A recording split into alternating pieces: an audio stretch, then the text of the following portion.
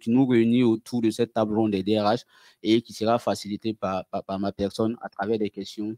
Et puis après, on va passer la parole au public pour vous permettre également de pouvoir leur poser des questions que moi, en tant que modérateur, je n'aurai pas l'occasion de poser pour permettre à chacun de pouvoir partir satisfait, sinon enrichi de ce panel-là.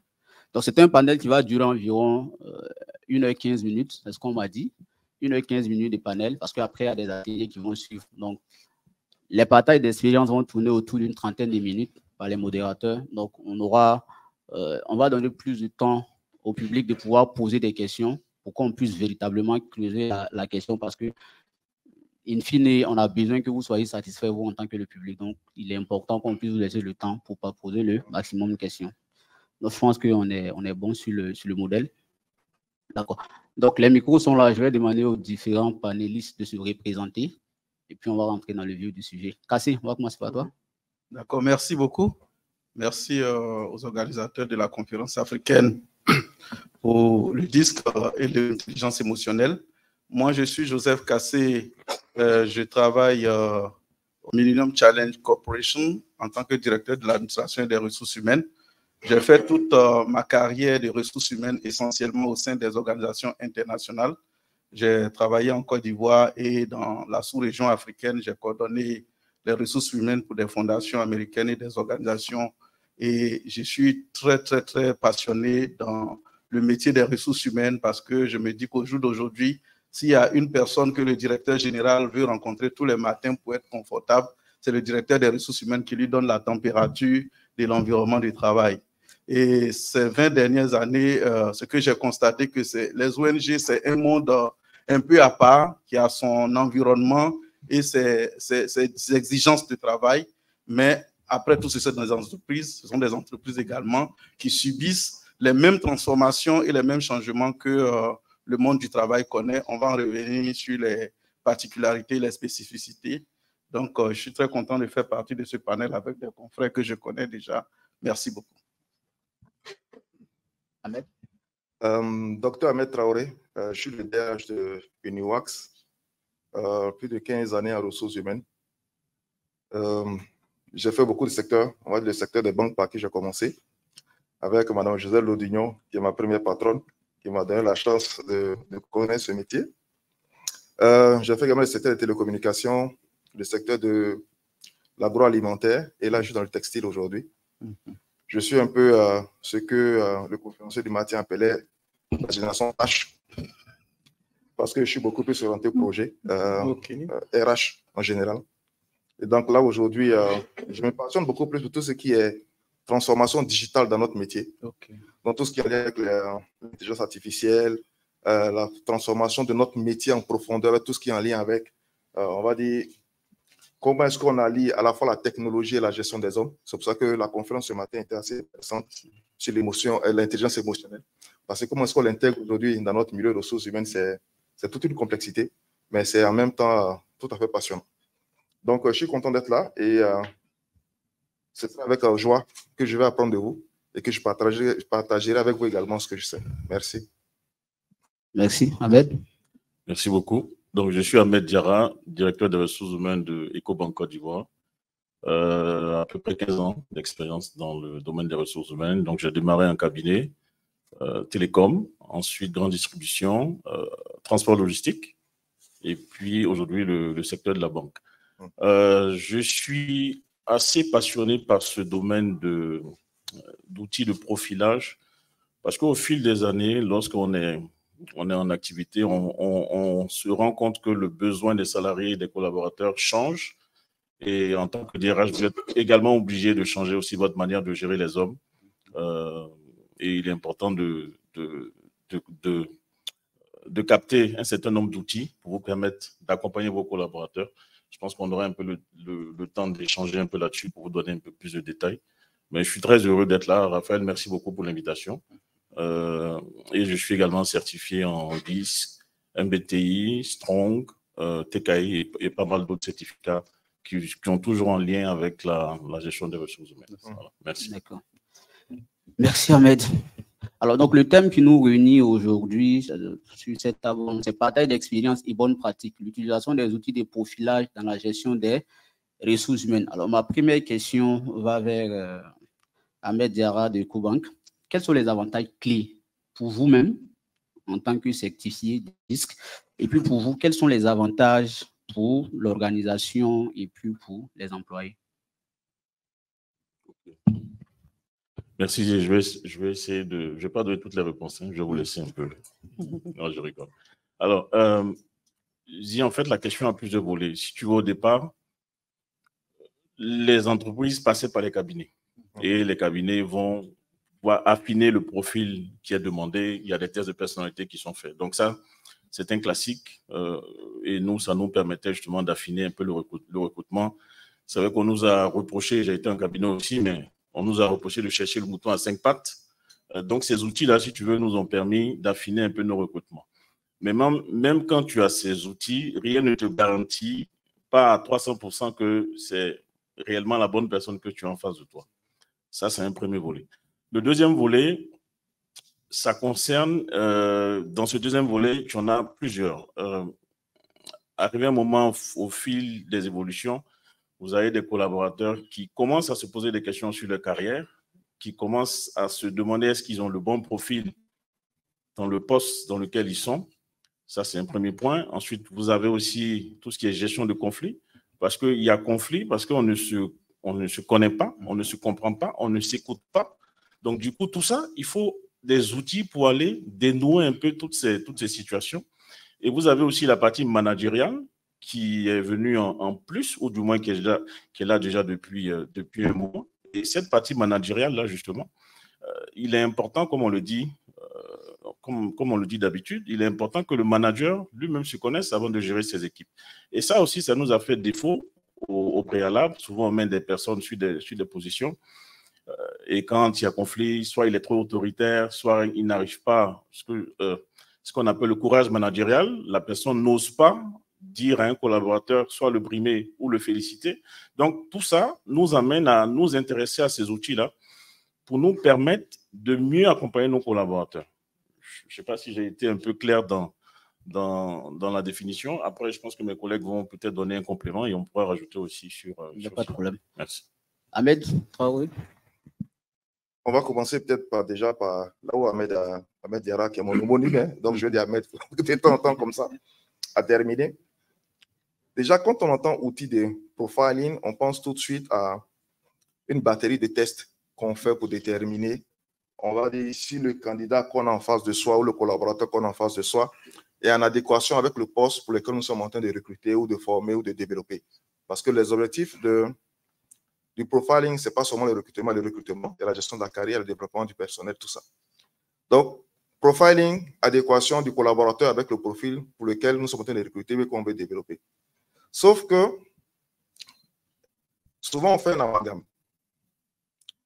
Est-ce qu'on recrute des compétences, on recrute des attitudes ou on recrute les deux? Et les outils de profiling qu'on a n'ont pas toujours tous les mêmes visées.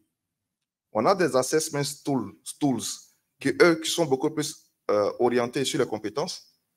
On a des outils de profiling purs qui sont plutôt orientés sur la personnalité, la motivation et le raisonnement. Et puis, on a des outils qui font les deux. Donc, la grande question qu'on se pose en tant que professionnel des ressources humaines, lorsqu'on veut utiliser ce genre d'outils, c'est de se dire d'abord, qu'est-ce que je recherche? Il a dit avant, on cherchait des moutons à 5 pattes. Moi, je me rappelle encore avant, quand on allait aux entrevues dans les cabinets, on nous donnait 10 pages. Des tests psychotechniques, 10 pages comme ça. Et puis, on prenait nos crayons et puis on devait remplir. C'était, vous passiez 3 heures, quand vous sortez de là, votre tête est évidente. On ne savait pas ce que exactement les gens cherchaient. Ben, on l'a fait comme ça. Alors qu'aujourd'hui, on a des outils qui nous permettent d'aller beaucoup plus straight, de savoir qu'est-ce qu'on veut. Et en fonction de ce qu'on veut, quel est l'outil qui est le plus adapté? Est-ce qu'on cherche à évaluer des compétences d'un collaborateur, dans skills, ou bien on cherche à évaluer une attitude et un potentiel par rapport à la durée? Pourquoi je fais la distinction entre les deux? Quand on utilise des outils d'assessment, là je parle de compétences, c'est pour évaluer les compétences du collaborateur sur du court terme, pour faire face à un besoin spécifique maintenant dans notre entreprise. Quand on va sur des outils de profiling, comme les DISC et autres que je ne vais pas citer ici parce que ce sont vos concurrents, on recherche beaucoup plus l'attitude, le comportement, l'adéquation entre les valeurs du candidat, sa personnalité, ses motivations et les valeurs de l'entreprise. Et chaque entreprise a ses valeurs propres qui peuvent être affichées ou ne pas être affichées, mais qui répondent à l'orientation que l'entreprise elle veut se donner. Donc, nous, en tant que professionnels des ressources humaines, pour partager une expérience juste pour commencer là, c'est d'abord qu'est-ce qu'on veut. Et en fonction de ce qu'on veut, on va chez l'outil qui va avec. Et aujourd'hui, si on a des outils comme DISC, ça nous permet, je pense, d'aller chercher beaucoup plus le potentiel du candidat, celui qui s'adapte à notre organisation, qui est capable de faire du chemin avec nous, et donc il partage les mêmes valeurs, peut-être pas la même histoire, mais la même trajectoire que notre organisation. Et c'est là où se trouve tout le débat aujourd'hui. Merci, Dr. Ahmed. Monsieur Kassi? Oui, merci beaucoup, cher confrère. Moi, je partirai sur le besoin des organisations comme par exemple les ONG dans lesquelles nous opérons. Quel est l'environnement dans lequel nous sommes? Nous sommes dans un environnement de projets qui sont limités dans le temps. Donc, le projet commence à 2 ans, 3 ans, 4 ans, et donc on fait des recrutements. Les recrutements sont faits sur des profils très stricts et directs. On dit on veut un comptable, on veut un comptable. On dit on veut un spécialiste en suivi et évaluation, on va recruter un spécialiste en suivi et évaluation. Généralement très calé. Il est le premier, il sort premier de la liste aux entretiens très calé. Mais après, quel a été le constat? On se rend compte qu'on a des experts qu'on a recrutés qui sont très bons dans leur domaine. Tu as par exemple dans une équipe qui gère peut-être le projet de construction de routes dans une localité, et tout ce gros projet est géré par tous des ingénieurs sortis de l'INP. Le directeur de projet est sorti de l'INP, il est ingénieur. Le directeur adjoint est né de l'INP du directeur de projet. Il ne sait pas si en entreprise il doit l'appeler doyen ou bien. Bon, donc, on est face à toute cette hétéroclite de personnalité et de compétences. Et en conséquence, on se rend compte que la collaboration se passe généralement très difficilement, très mal. Ça, c'est un premier constat. Le deuxième constat, c'est que les indicateurs de performance sont très élevés et on veut que ça soit atteint. Et tous les matins, les questions qui sont posées, où on en est, et c'est les graphiques. Hein. Pendant les réunions de direction, c'est des graphiques qu'on montre avec les histogrammes, comment le projet évolue. Et donc, le stress que tout ça crée rend vraiment nauséabond la collaboration dans les différentes unités et équipes. Et donc, en 2018, nous avons fait une enquête, on s'est rendu compte que le problème n'est pas la performance, n'est pas la compétence des gens, techniquement, mais c'est la collaboration. On a vraiment un problème de collaboration. Et c'est là que nous avons initié des ateliers de renforcement des capacités des managers et de leurs équipes, mais après le profilage, après que nous ayons fait le profilage avec le DISC, on a conduit en Ouganda, en Tanzanie, en RDC, ainsi de suite, et on se rend compte que chaque fois, c'est pratiquement les explications, les causes, les manifestations, quel que soit le pays, c'est la même chose. Il faut comprendre que ce DISC-là, cet outil vient pour harmoniser notre approche de relations humaines. Donc, l'avantage que nous en avons tiré, c'est que les gens ont commencé à se connaître soi-même, ont commencé à connaître leurs zones dans lesquelles ils sont plus compétents, plus compétitifs, et à partir de là, on a développé d'autres accompagnements. Donc, pour moi, l'avantage d'avoir ces outils, c'est vraiment de pouvoir mettre l'homme au centre des préoccupations de l'entreprise. L'avantage, mettre l'homme au centre des préoccupations de l'entreprise. Je pense qu'on peut résumer comme ça à travers l'intervention des 3 panélistes sur cette première question. La deuxième question maintenant pour moi, c'est sur les défis. Parce que c'est vrai qu'il y a des avantages, mais c'est tout un chemin pour y arriver. Alors, donc, Ahmed, quels sont les défis en général auxquels on peut être confronté quand on décide d'utiliser les outils de profilage pour essayer d'améliorer notre gestion en interne? C'est une excellente question. Les défis, je vais commencer par la fin, ensuite je vais remonter. Les défis, c'est l'appropriation propre du collaborateur. Pourquoi je dis ça? Vous allez utiliser tous les outils. Vous allez prendre un coach. À la fin, il faut que l'individu décide de prendre son engagement de changer ou d'améliorer la perception qu'on a eue par rapport à un test psychotechnique qui est sorti. Donc, pour nous, à la fin, et c'est là le plus difficile lorsqu'on prend ces outils, parce que quand vous vendez un projet d'acquisition à une direction générale ou bien à une direction financière, ça dépend du positionnement, on a envie de voir qu'est-ce que ça a changé pour l'organisation. Et c'est là la difficulté. Je vais vous donner une petite anecdote sur un groupe que j'ai accompagné, ils étaient 9, et ils avaient des réunions où c'était uniquement la chef de département qui monopolisait la parole dans les réunions. Donc, on fait l'outil de profilage, comme il expliquait tout à l'heure. On fait l'outil de profilage. Là, je n'ai pas utilisé le disque. J'ai dit un peu à Raphaël que j'allais parler du MBTI. Il m'a dit non, c'est bon, tu as l'autorisation. Donc, on a utilisé l'outil MBTI sur cela. Et lorsqu'on a fait le profilage, on s'est rendu compte que la patronne seule était de typologie E. Typologie E, c'est extraverti. Et les 8 autres collaborateurs étaient I. Ils étaient introvertis. Vous imaginez un peu? Et là, ça a montré tout de suite pourquoi, en réunion, c'était uniquement la patronne qui dirigeait. Et quand on a fini le profilage, la responsable nous dit « Ah, mais vraiment, je comprends maintenant pourquoi à chaque réunion, ils ne veulent pas parler. Monsieur Diarra, pourquoi ils ne veulent pas parler ?» Bon. Donc, finalement, ça a permis un peu de désengorger et de permettre aux autres de se connaître, en tout cas sur ce volet-là. Et sur cette question, justement, après, c'était un engagement. Donc, on a demandé à la patronne, quand vous lancez les réunions, faites une pause, permettez aux gens, aux autres collaborateurs, de prendre la parole. Et le deuxième engagement, on a demandé aux collaborateurs, faites aussi un effort, même si vous n'êtes pas confortable, faites un effort également pour prendre la parole. Mais vous savez, une fois que vous finissez ces recommandations, bon, vous vous retournez, vous avez fini votre partie. Et la difficulté, est-ce qu'il applique? Donc là, justement, c'est la difficulté un peu, si tu veux, c'est un des défis qu'on a sur les freins. Deuxième exemple que je vais vous donner, alors on a accompagné une direction commerciale, ça c'était en interne. On a appliqué le MBTI, on a fait le profilage. J'ai vu les résultats et tout de suite, j'ai interpellé le directeur du département et je lui ai dit, écoute, on a un problème parce que la majorité de tes managers sont très sentimentaux. Ça ne veut pas dire que ils ont du mal à prendre leurs responsabilités, ils ont du mal à assumer.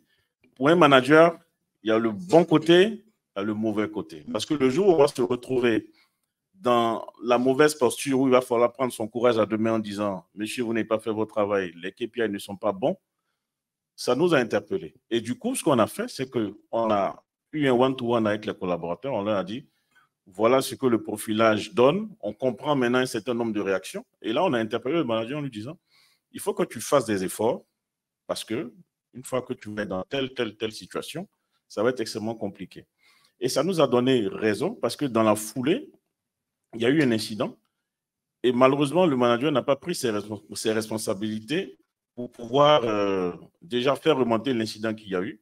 Donc, en griffe, il a couvert, il a essayé de gérer, comme vous savez, hein, quand il y a des solutions, on essaie d'éteindre un peu le feu. Et malheureusement, ces infos-là nous sont remontées. Donc, il a dû se faire recadrer, bon, après toute la suite. Mais je veux dire que même aujourd'hui, quand j'observe ce dernier-là, on a encore du mal. Donc, ce qu'on fait maintenant, c'est du corps à corps qu'on fait avec lui, où on l'oblige à être un peu plus rigoureux dans le suivi de ses équipes, dans les KPI qui sont adressés. Si une personne de votre équipe n'a pas assez délivré, il faut avoir le courage de lui dire, écoute, là, c'est pas bon, il faut que tu corriges. Donc, si tu veux, pour terminer, j'en ai encore pas mal d'exemples, mais pour terminer, c'est le véritable défi. On peut faire les outils, on aura les résultats, mais comment emmener les équipes? Après, c'est une appropriation, c'est une sensibilisation qu'on fait, c'est du corps à corps également qui doit être fait avec les équipes. Donc, c'est comme ça, c'est le principal défi que moi je vois. C'est des outils qui sont assez percutants et pertinents. Maintenant, dans l'application, c'est vraiment la grosse difficulté. Voilà. Docteur Ahmed. J'avoue que j'aurais aimé être au début. Ça m'aurait permis déjà de, peut-être moi, de poser les bases théoriques et puis de permettre à Ahmed d'aller beaucoup plus dans le pratico-pratique. Parce que la question même des outils de profilage pose plusieurs défis. D'abord, mais avant qu'on arrive sur la pratique. L'un des premiers défis que ça pose, en termes d'éthique, c'est qu'est-ce que nous on fait en tant que responsables des ressources humaines, des informations, je dirais, intimes, qu'on récolte de nos collaborateurs. À quelle fin? Est-ce que la fin qui est recherchée, c'est beaucoup plus de permettre aux collaborateurs d'être plus à l'aise au travail? Ou alors ce qu'on recherche, c'est de le rendre performant à tout prix? Pour moi, il y a cette question éthique qui se pose. Parce que ce matin, on parlait d'intelligence émotionnelle, on disait qu'il faut se connaître soi-même. Si ma personnalité est beaucoup plus sentimentale, comme Ahmed le disait, pourquoi est-ce qu'on veut me rendre directif? Pourquoi est-ce qu'on veut me rendre quelqu'un qui donne des ordres, qui contrôle les autres? Est-ce qu'à un moment donné, est-ce qu'il ne va pas avoir une forme de dissonance cognitive entre ce que je suis et ce qu'on me demande d'être en entreprise? Donc ça, c'est l'une des questions qu'on se pose. La deuxième question que je me pose sur ça, et là, j'arrive sur la question du recrutement, c'est pour ça que je dis que j'aurais aimé être en amont. Est-ce que ce n'est pas un outil discriminant, en fin de compte, où on dit, Zié, il est beaucoup plus extraverti, Ahmed est beaucoup plus introverti, mais moi, je veux quelqu'un de plus extraverti, et puis, à un moment donné, est-ce qu'on ne catégorise pas les collaborateurs comme ça, au point où, au lieu d'aller chercher le meilleur d'eux-mêmes, qui est en rapport, qui est beaucoup plus cohérent à leur personnalité, on veut les calquer dans un modèle qui correspond à cette entreprise. Donc, ce sont des défis comme ça qu'on se pose en tant que responsable des ressources humaines. Et pour arriver à la partage d'expérience, on recrutait dans un groupe où j'étais un directeur financier.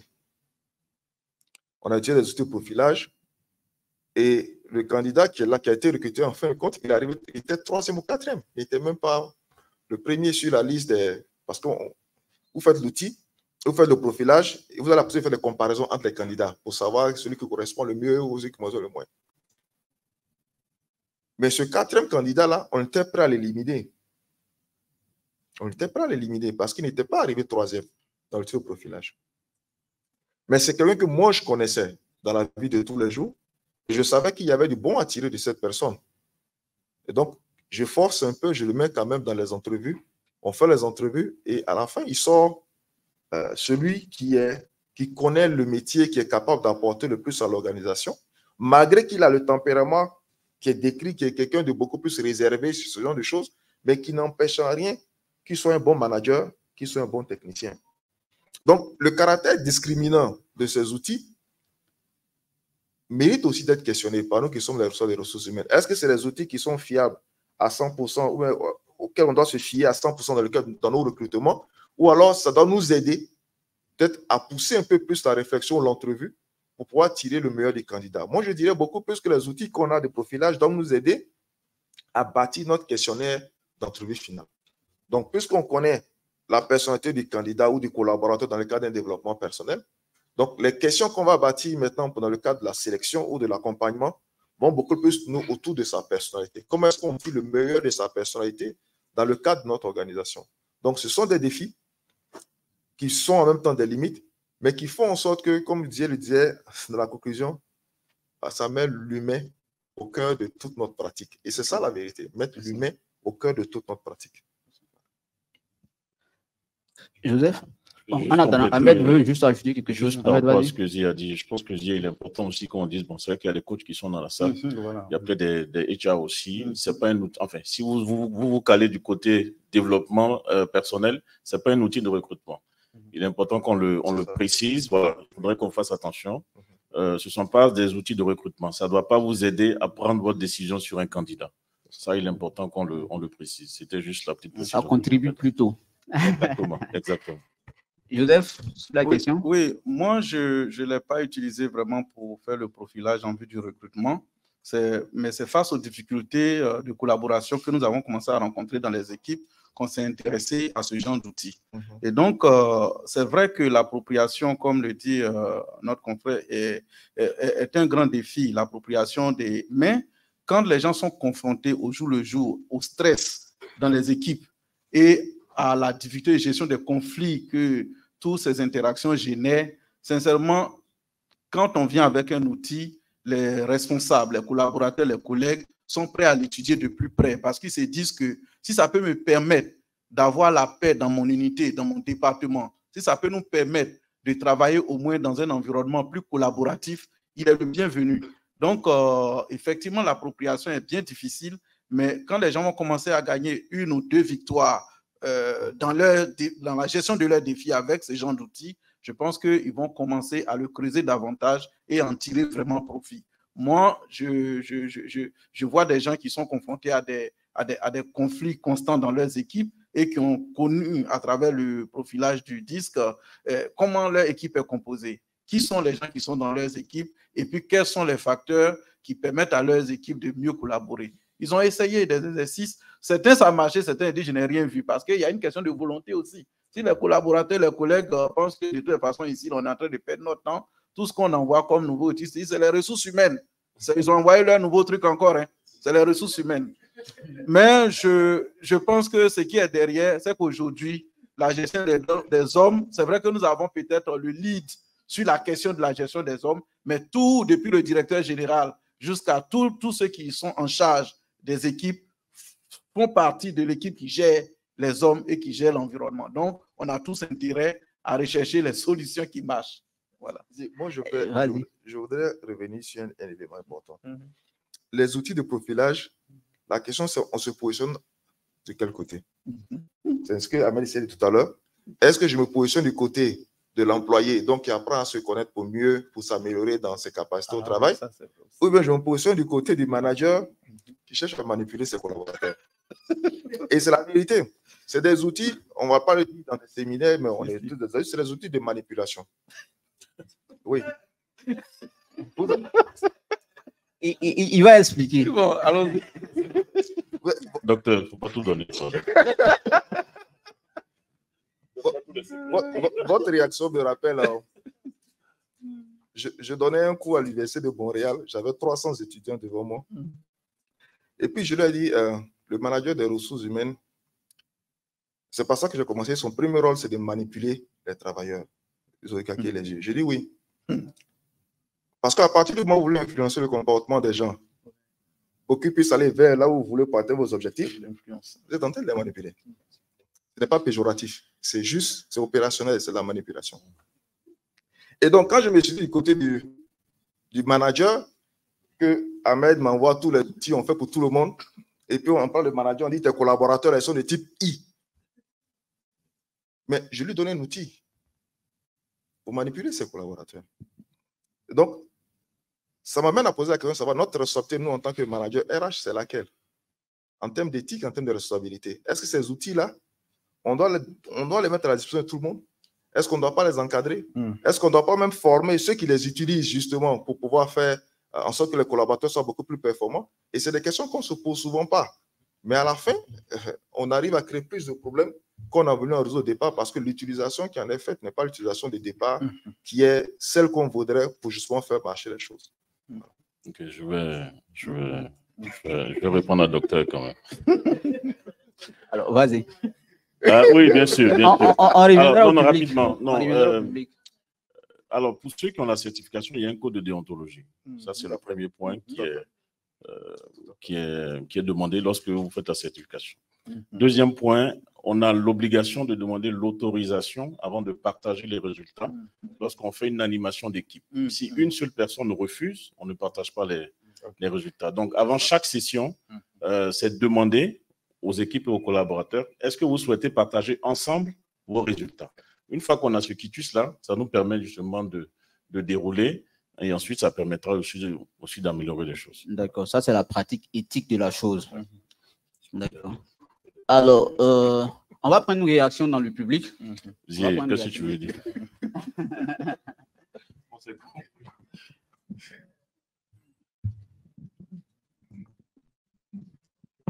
Merci.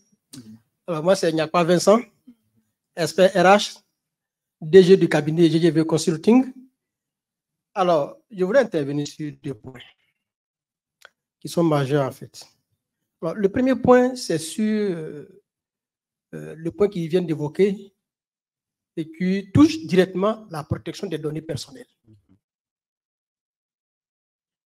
Pour moi, c'est un risque important. Ils ont utilisé un mot manipulation. Est-ce que le DRH qui a toutes ces informations ne peut pas lui aussi manipuler? Ce n'est pas un risque. Le manager qui a l'information également sur ses collaborateurs, y a-t-il pas aussi un risque à ce niveau-là? Et comment faire pour réduire ces risques? Alors, le deuxième point, c'est sur l'aspect discrimination. C'est M. Taouré qui l'a évoqué. Or, de plus en plus, on parle de la gestion de la diversité. Alors, si on est conscient de la mise en place de la culture de la diversité, ça veut dire qu'automatiquement, il faut prendre les dispositions pour faire en sorte que, qu'on soit E, A, ou rouge, ou vert, on doit être capable de les mettre ensemble. Et ça aussi, c'est vrai que c'est un défi, mais il faudrait que les DRH y pensent. Merci Vincent. Je rappelle que le doyen Nyakwa Vincent est le vice-président de l'APRACI, donc qui est partenaire à l'événement, et l'ancien directeur de centre de formation de la CNPS également, la Caisse nationale de prévoyance sociale. Donc, on retient de ces deux premières questions que ce qui est important, c'est l'objectif visé quand on veut utiliser les outils de profilage, que ce soit pour le recrutement ou pour le développement des collaborateurs en interne. Et sur la question des défis, c'est l'appropriation. Pourquoi on fait? Pourquoi on passe à cet exercice-là? Pourquoi on utilise? Parce que c'est des outils quand même qui ont des coûts. Donc, s'il faut les acheter, puis prendre des licences, et puis au finish, ça ne vous sert à rien, ça devient du gaspillage. Donc, on comprend que c'est le même, je vais dire, challenge, le même défi comme les processus de digitalisation, de conduite du changement. D'accord. Merci. Le sujet devient de plus en plus passionnant. Donc, maintenant, on va passer. C'est vrai qu'en termes de pratique, de partage de bonnes pratiques, Ahmed est venu sur des exemples. Kassé également est venu sur des exemples. Donc, ce que je vais vous demander maintenant, comment est-ce que vous mesurez l'efficacité de ces pratiques-là? La mesure de l'efficacité. Je vais laisser le docteur commencer. Ensuite, nous, on va y aller. Donc, OK. Je pense que, comme je dis, toujours il faut regarder dans le contexte. C'est ce qui permet après de faire une meilleure mesure. Si je fais du recrutement, que j'utilise un outil de profilage, que j'ai mon candidat, l'évaluation du candidat va se faire, je veux dire, sur les 3 années. Parce que si vous vous rappelez, j'ai dit, il y a les assessment tools, ce qui peut être juste les compétences, un peu comme ce qu'on utilise dans les organisations internationales, parce qu'on a besoin de quelqu'un compétent maintenant pour faire le travail. Et puis, il y a le profilage qui permet d'aller beaucoup plus loin sur du profil, du potentiel, de la motivation, du matching avec notre culture en interne. Donc, quand on est dans un tel contexte, la première des choses qu'on va voir, il y a 2 choses. Le collaborateur que je recrute, est-ce qu'il s'ajuste bien dans mon organisation? Est-ce que ce que j'ai perçu dans l'outil de profilage en termes d'adaptation, de flexibilité, de raisonnement, de valeur, d'éthique, est-ce qu'il arrive justement à rentrer dans mon organisation que j'ai déjà en place? Sur 3 mois, c'est difficile de l'évaluer. 6 mois, 1 an, moi je dirais au bout de 1 an, 2 ans, on est capable de savoir si le collaborateur sur lequel on utilise un outil a été efficace ou pas. Ça, c'est 1.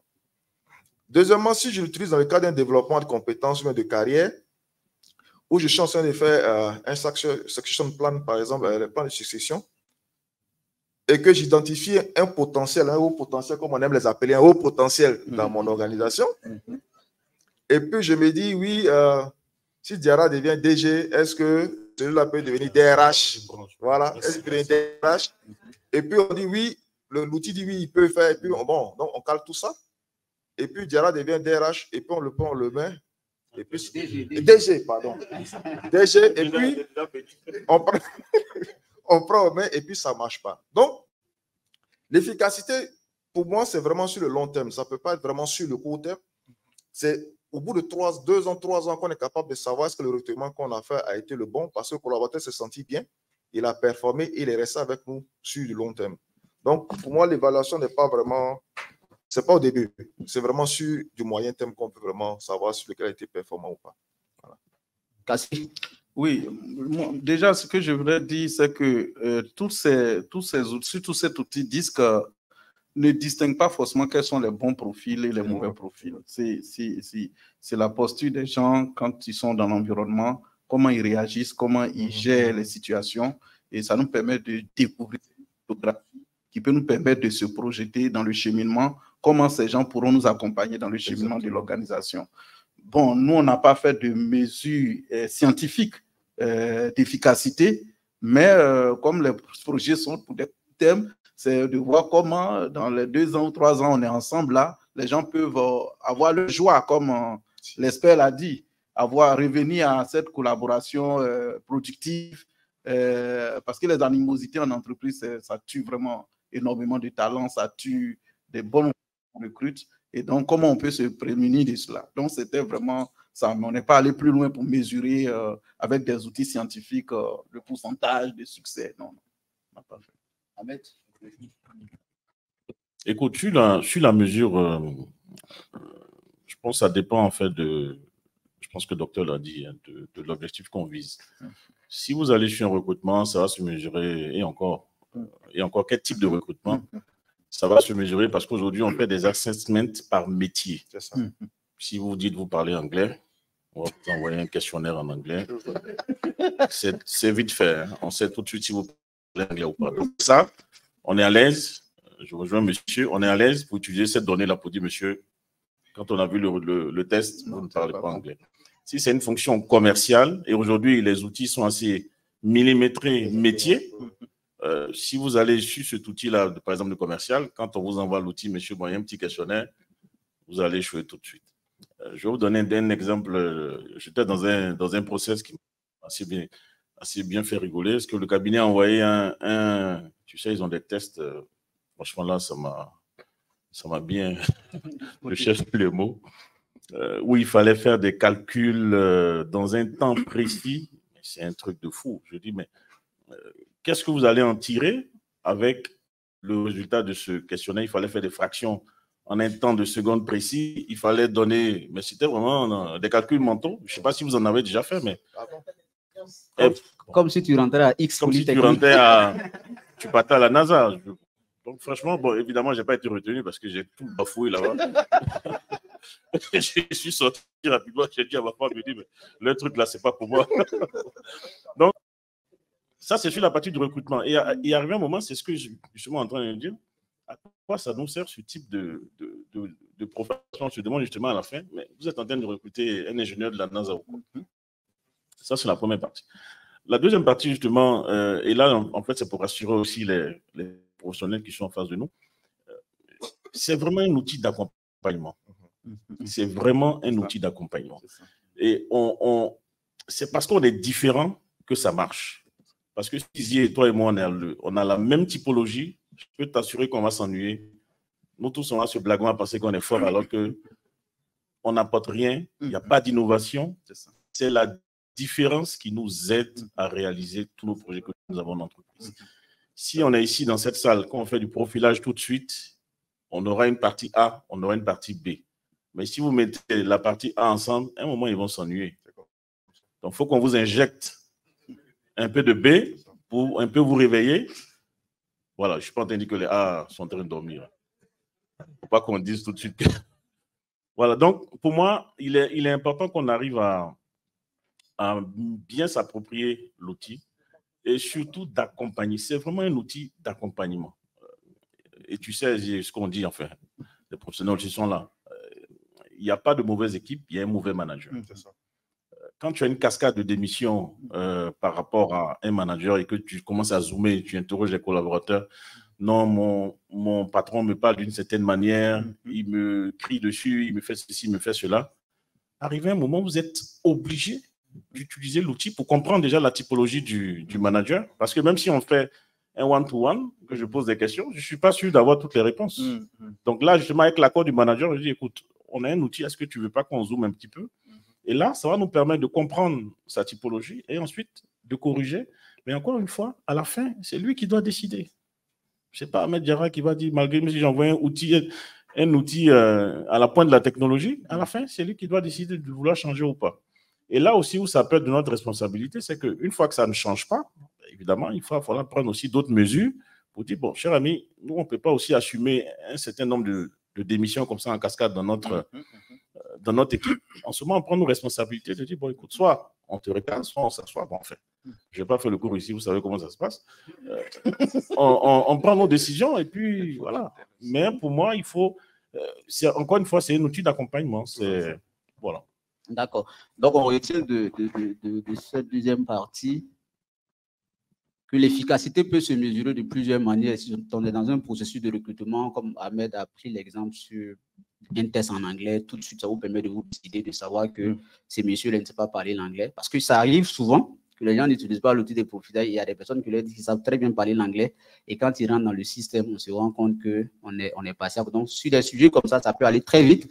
Et selon les autres intervenants, pour d'autres sujets, ça peut mettre du temps. Donc, tout le timing d'évaluation va être mis dans le cahier des charges qu'on va mettre en place au moment où on est en train de mettre en place le process. Donc, ça peut être sur 1 an, ça peut être sur 2 ans. Et également, des programmes de formation, d'accompagnement, d'implication de l'organisation peuvent permettre également d'aider dans ce sens-là. Si tu permets, moi, je vais vous donner un scénario qui peut permettre d'évaluer, par exemple, les outils d'accompagnement. Vous avez un comité de direction où l'atmosphère, vraiment, c'est pas bon. Vous savez, en général, les gens du comité de direction ont de gros égos, hein, c'est comme ça. Et donc, chacun est le spécialiste de son domaine, chacun est le meilleur dans son domaine, l'expert dans son domaine. Il n'accepte pas souvent que l'autre intervienne dans son domaine. Et ça pose de grosses problématiques au niveau des directeurs généraux qui ne savent pas comment gérer plusieurs talents dans un box assez limité. Les outils, justement, de profilage sont intéressants. Pourquoi? Parce que si vous, en tant que general manager, vous connaissez le profil de tous vos collaborateurs, je ne parle pas de compétences, je parle de profil. Personnalité, motivation, attitude, comportement. Ce que vous faites, vous ne cherchez pas à les changer. Vous cherchez à créer de nouvelles dynamiques, de nouvelles formes d'interaction entre eux, où chacun apporte ce qu'il sait faire le mieux pour créer l'alchimie. Et c'est là notre responsabilité. Souvent, quand on parle de c'est là notre responsabilité. D'être capable de prendre plusieurs personnalités et de pouvoir les structurer de sorte à pouvoir trouver des solutions aux problématiques de votre organisation. Et le résultat va se mesurer par quoi? Baisse de conflits, temps de résolution des problèmes. Et puis, forcément, à la fin, c'est votre chiffre d'affaires qui va s'améliorer.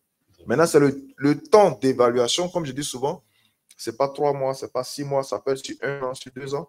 Mais à la fin, vous devez être capable d'évaluer ce changement-là, de ce temps 1 à ce temps 2. Parce que si au bout de 2 ans, 3 ans, vous vous rendez compte que ça n'avance pas, vous avez deux options. Soit c'est l'outil qui ne fonctionne pas, soit c'est vous qui n'avez pas arrivé à utiliser l'outil correctement. Merci, Dr. Ahmed. Donc, on va se projeter maintenant sur le futur. D'accord. Donc, pour vous, hein, en quoi l'utilisation de ces outils de profilage, comment voyez-vous l'évolution de l'utilisation de ces outils de profilage dans la gestion des ressources humaines? Ça a déjà évolué. Ce n'est même pas comme on voit, ça a déjà évolué. Ça a déjà évolué. Mais quelles sont les tendances ou innovations? Mais l'intelligence artificielle aujourd'hui nous permet de faire ça avec des scores de, comment je vais dire ça, prédictifs de pratiquement plus de 90%. Oui. Avant, quand on faisait les tests, on prenait un psychologue qui commençait à interpréter, après vous faites une entrevue, et puis vous dites oui, voilà, faites comme ci, faites comme ça. Bon. Aujourd'hui, la plupart des tests qu'on a en ligne, quand vous finissez là, le test vous dit, si vous êtes A, vous êtes E, vous êtes I, on vous dit. Parce que les modèles prédictifs sont déjà connus à l'avance. Tout ce dont vous avez besoin, et ça dans le cadre du développement personnel, vous avez besoin de connaître qui vous êtes et puis de voir comment vous vous orientez en fonction de vos projets. Donc, l'évolution, oui, l'évolution aujourd'hui, on n'est pas en train d'aller, on est déjà dedans. Parce qu'on a des outils aujourd'hui qui sont en ligne, qui sont prédictifs à pratiquement plus que 90%.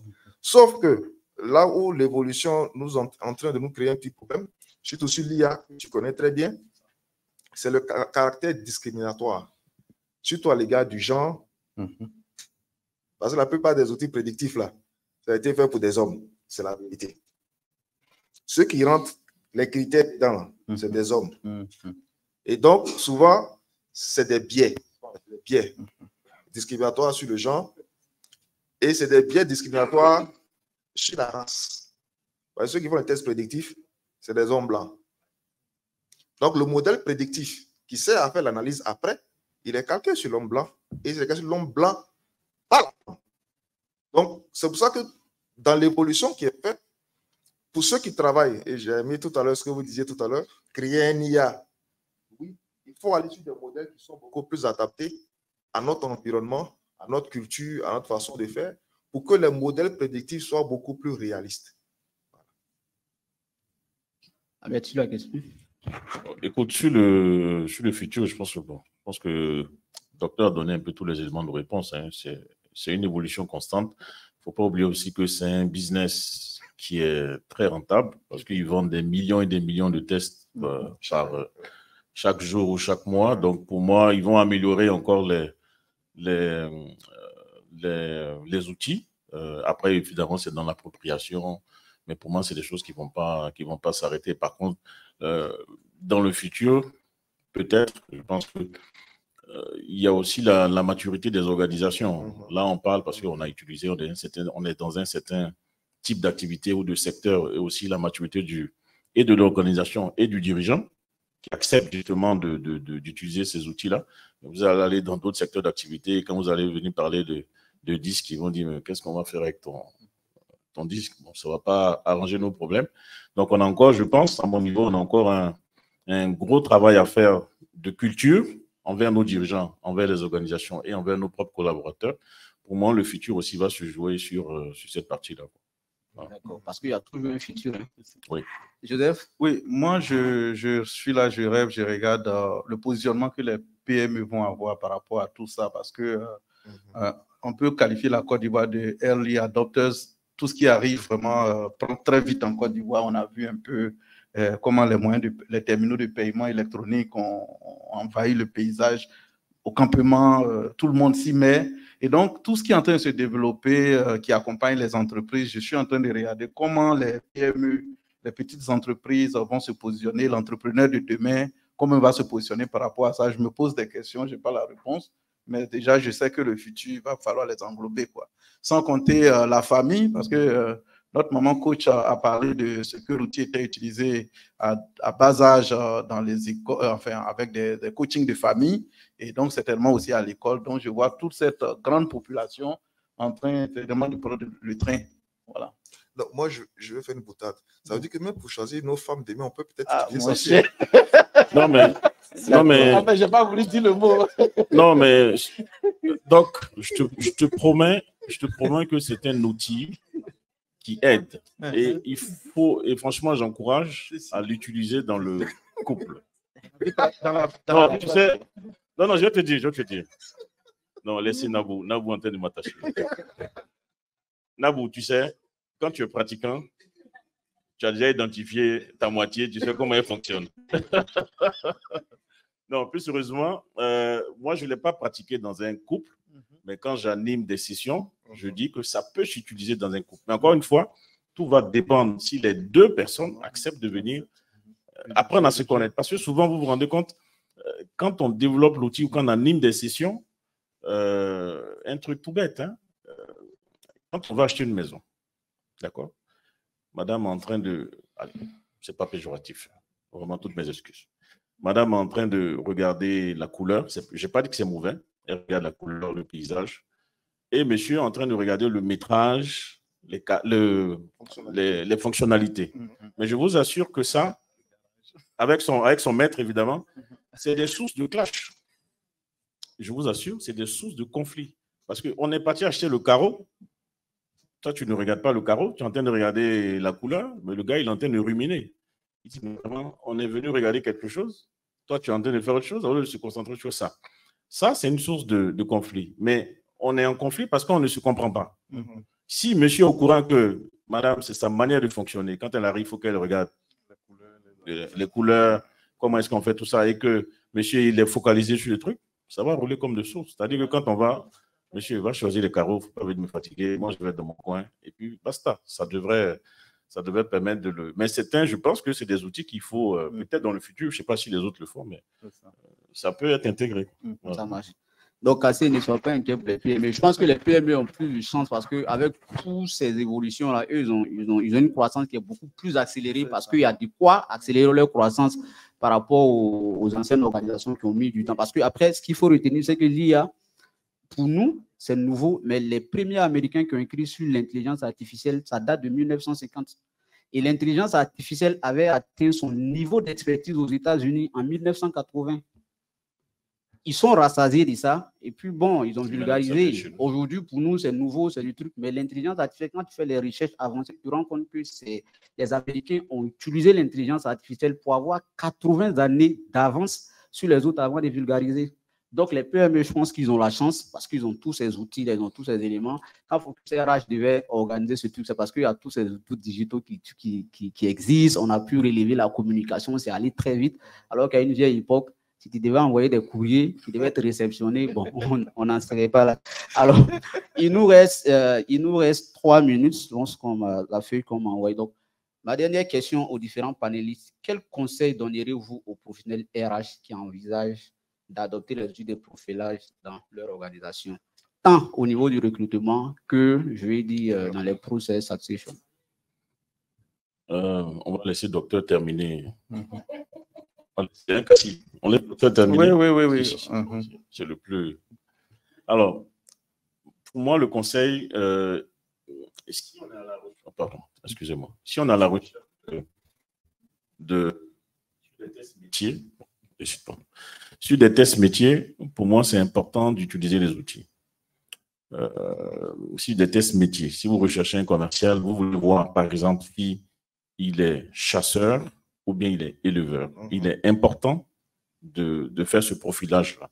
Ça va beaucoup vous aider à prendre un certain nombre de décisions. Si vous êtes déjà dans une activité où il y a beaucoup de commerciaux, il est important déjà de pouvoir calibrer cela, et même toute votre force commerciale, vous savez où est-ce que vous avez du mou. Ça peut être par exemple des éleveurs, et en fait les éleveurs, ce n'est pas des personnes qui vont prospecter, qui vont chercher des clients, mais ils sont très bons dans tout ce qui va être entretien, relation client. Vous avez des chasseurs qui sont capables de faire de l'acquisition, d'aller démarcher, et également, ils peuvent ne pas être de très bons éleveurs. Bref, ça doit vous permettre, en fonction de la typologie du métier. Deuxième, et je pense qu'Ahmed nous a dit à juste titre, il faut faire attention à l'utilisation. Il faut avoir, je pense que Raphaël va former un certain nombre de pratiquants. Faisons attention aux données que nous avons. Ce sont des données sensibles et confidentielles. On a un code de déontologie. Prenons tous les accords, toutes les garanties pour qu'on ait l'autorisation de partager justement ces données-là avec nos collaborateurs.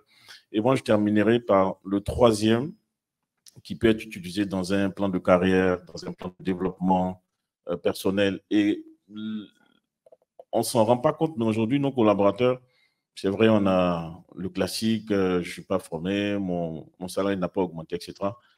Mais ils sont, en tout cas moi, de ce que je constate depuis tout ce temps que je suis dans les RH, ils sont beaucoup focalisés, ils commencent à être beaucoup focalisés sur le développement personnel. Ils veulent se connaître, ils veulent comprendre quel autre métier je peux faire, j'ai envie de me connaître pour interagir. Et ça peut nous aider aussi, je pense que c'est Cassie qui l'a dit, pour même gérer nos conflits, il ne faut pas qu'on hésite à l'utiliser. Voilà. C'est vraiment le petit mot de conclusion que je peux donner. Cassie? Bon, je pense que je n'ai pas grand-chose à ajouter. Faire attention à l'objet pour lequel on développe ces outils, ce qu'on va faire avec, et puis s'assurer aussi que les personnes, les collaborateurs, soient capables de l'adopter, soient capables d'en profiter, de tirer profit de l'outil. S'ils ne sont pas capables de tirer profit de l'outil, ben, c'est un investissement vain. Donc, c'est ce à quoi je voudrais attirer l'attention des professionnels des ressources humaines. Avant de conduire un tel projet, pour t'assurer que ça va être acheté. Ça marche. Merci, Cassie. Docteur Ahmed, terminé. 2 choses. La première des choses, c'est que les outils de profilage sont importants, mais à la fois pour le travailleur et pour l'organisation. Ça, c'est la première des choses. La deuxième chose, et c'est ça que je vais terminer, on ne doit plus recruter des compétences. on doit recruter des attitudes et des comportements. Parce que les compétences peuvent s'acquérir. Alors, merci beaucoup. Merci à Kassé, merci à Ahmed Okari. Merci à vous tous pour votre attention. C'était un plaisir pour nous de passer ce temps avec vous. C'était un plaisir pour moi. J'ai pris plaisir en tout cas à modérer ce panel. Je pense que vous avez également pris plaisir à nous suivre. On vous remercie.